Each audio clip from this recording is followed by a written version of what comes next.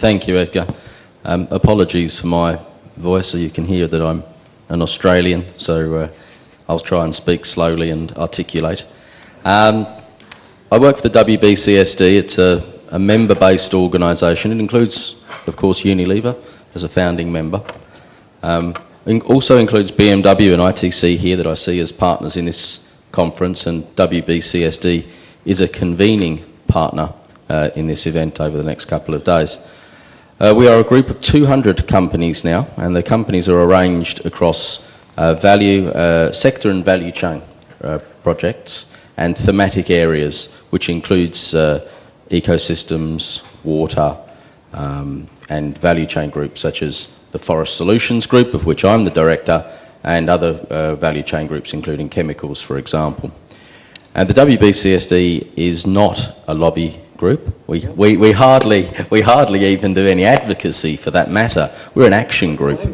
We're an action group. And so the WBCSD is very much interested in what business can do together to advance sustainability, and especially in the fields of biodiversity. A good example is that I work with the Forest Solutions Group and the Climate Smart Agriculture Group.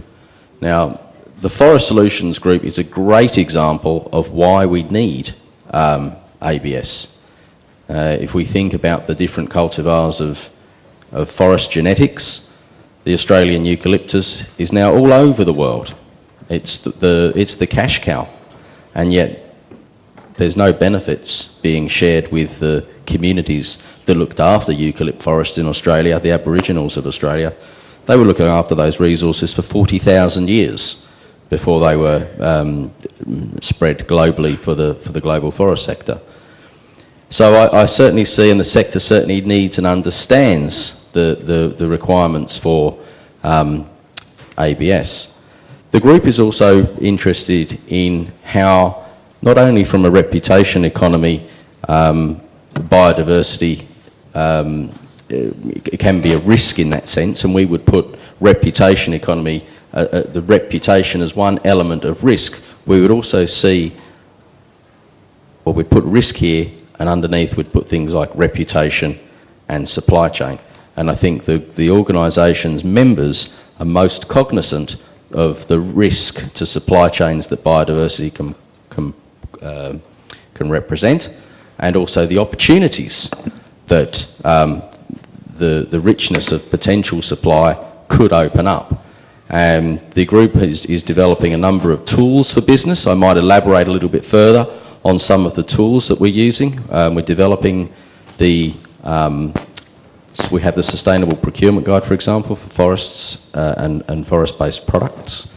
And we're also working with, that's in partnership with WRI, and also we're working on the Social Capital Protocol and the Natural Capital Protocol, which seeks to quantify and evaluate the benefits of biodiversity.